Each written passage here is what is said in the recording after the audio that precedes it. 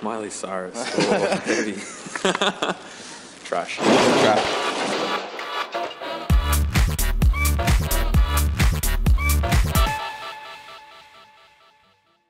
So how does it feel watching everyone around you setting up something this extravagant? Is it, I don't know, how do you feel? Do you get involved much in the sort of production side of things? Not too much. It's cool, but tonight we've got the full show.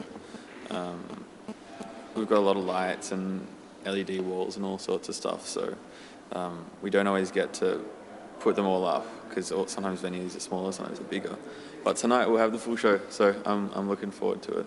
Is that the Infinity Prism? Yeah, we'll have the Prism, ship that bad boy over from Oz. So this whole concept of an all-nighter event, is this something that you sort of dreamt up, or is that just like a marketing spin on the night? It's totally not me. I can't take credit for that. It was the dudes at Rock Feedback, right, who decided to make it a thing. And I didn't even know it was a thing until really recently. I didn't even know like Ryan Hemsworth and Bondax. Like I'm stoked. Like they're acts that I'd just go and check out regardless of whether, you know, like just I'd love to. I haven't actually seen Ryan Hemsworth play, so I'm pretty excited. Yeah. So I suppose it's been like near enough a year since the album release, isn't it? So how does it feel like pretty much a year on to the day? Or it's cool. Well, a lot's happened. A lot's happened. It's been a big year, very big. I've basically been touring relentlessly for the past year. This is, I think, my third time playing London this year. I played at XOYO, then we did 2 shows at Heaven last time, and then this time we're at the Coronet. How was Latitude? Oh, Latitude, that was cool. There was like an opera singer or something on like performing, and then afterwards there was some like blues band or something. Yeah. It was gnarly. It was quite funny actually, because I don't think that had that many people in there all day because it was just so freaking hot, and all the projectors like it was mental. Broke because it was overheating. And really? Yeah, that was probably actually one of the sweatiest gigs I've ever played in my life.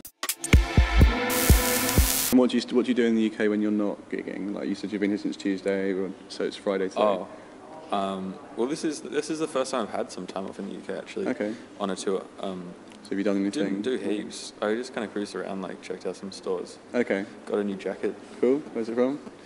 It's from, where was it? I got it, I don't know, some shop somewhere. Yeah. Not really sure. So there's no way you'd head if you had like 12 hours in London with your mum and you were like, I've got to go here. I wouldn't know where to go. Okay. I just got a bit lost and found a cool jacket. In the US tour, did you bring out the What's So Not collaboration as well, the other side project, and tour with that as well? Oh no. Not is it? No. Well, they're pretty different, like, and Flume's like Flume's like I don't like it when they're both on the same night. I mean, I really like doing both projects, but like What's So Not is like a club heavy, like, you know, sweaty, whereas Flume's like, you know, in big theaters like this. So it's different vibe, but that's nice as well because I get to kind of have the fun, like just party loose kind of, you know, t-shirt, like ripped t-shirts and stuff. Yeah. Whereas here it's like, you know, I wear a shirt to all the Flume gigs and collared shirt. Is that your intentional like part of the act? I try and differentiate them. Like whenever I'm playing What's So Not shows, it's just kind of it's like fun. So that's more of a guilty pleasure, dirty. and then this is more of This is serious. I can't get drunk before these shows. How was the USA, sort of more generally? How was the reception, and did you find, how did it compare to sort of like the home crowds and the European crowds? Well, I mean, home crowds are always like they're home crowds. Like, I mean, I've played so many times in Australia, but the US tour was really solid. A few places that really stood out. It was good. Seattle was great. I really like Canada as well. We did a bit of Canada. Okay. Montreal was one of my favorite places, but in total it was good. I mean, the reason that tour was totally different actually because we had a bus on that tour, and that's the first time I've ever had a bus. Right. And so it felt like big shot, like I've got a bus, kind of. It was kind of cool. Like, it was just nice not having to every day like go to the airport, take your shoes off, like get on a flight. You're not in transit as much. You just because you'd sleep. You'd go play the gig, you know, whatever, and then go back on the bus, which is parked outside the venue. go to bed and then wake up the next morning parked on some street, Yeah. like in a different place, completely different place. Yeah, and that was in a way more settling than kind of having to like junk yourself through transit all the so time. much nicer. Yeah. What's the plans for like moving forward in terms of the next album? I'm going to have about the same amount of feature vocalists, like maybe less even, and I know I want to include saxophone, because saxophone is actually my instrument. You've got the EP, haven't you, coming out? The 3-track EP coming out. I'm really excited about that. I feel like it's a really good balance of like working together. We went away for like a week to this little house on the beach, and we turned the living room into a studio. We brought all this gear with us, and we just wrote and we tried to like write a song a day, and each day we'd have like, before we wrote a song, we'd be like, we needed a concept. Yeah. Usually I just write and play around, but with these tracks it was like, all right, we need a concept. And when I say concept, I mean like, say for example, one of the tracks, the whole aim of it, we're like, all right, let's make like the shittest sounding track possible, like, but with really good melodies. So like, we're like, okay, so we need like a really like crap sounding drum kit. So we went through and found like this really dodgy sounding kick drum with this shithouse snare and the worst hi-hat, recorded at like just the lowest bit rate or something. And then we like tried to find, we went on like all these different synths and we were looking through the patches to find the shittest sounding bass sound.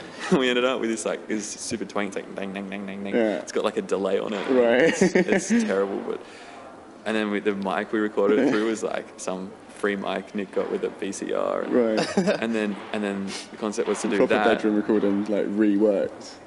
Yeah, it's funny. And then the end of it breaks into the complete opposite, which like I've used all my best like snares and kick drums and massive chords that like open up, and his vocal like comes through and he actually sings. I actually forced him to sing with his chest voice because he hates doing it. Right. He always says that. This is Chet Baker. Yeah. The mumbly thing.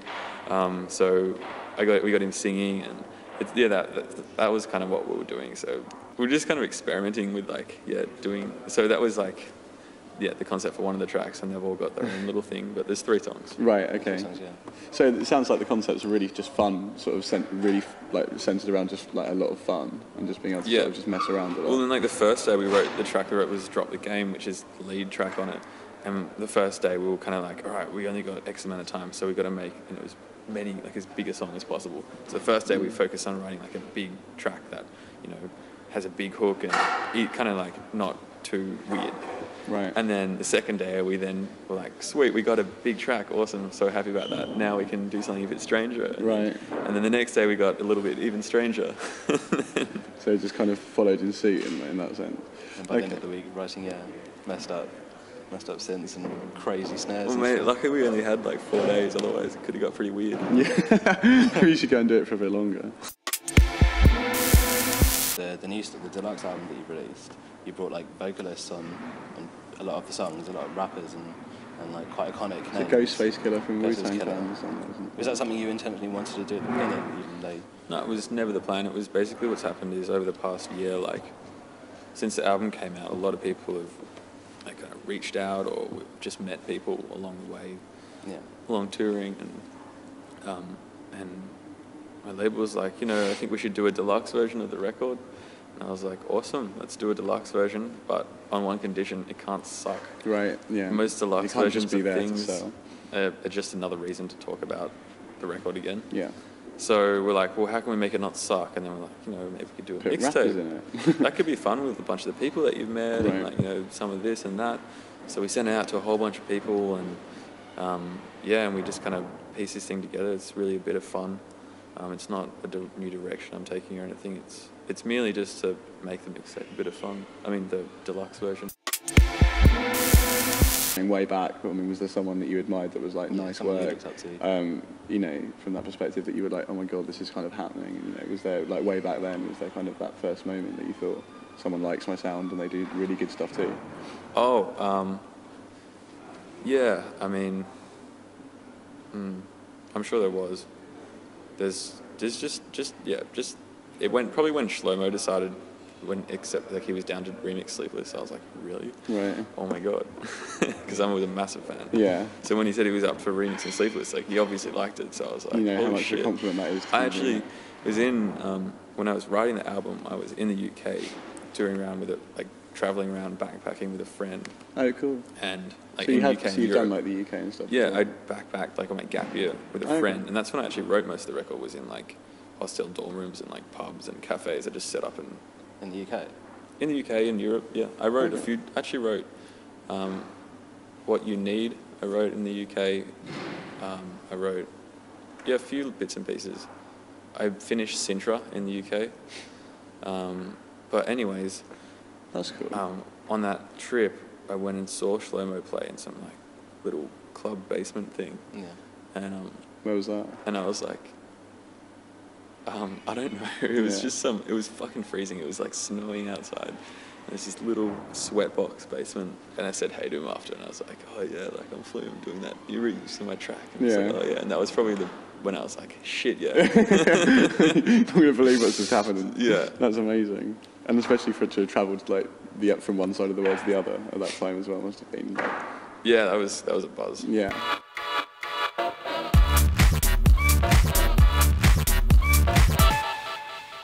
The concept of the site basically is it's called Culture or Trash.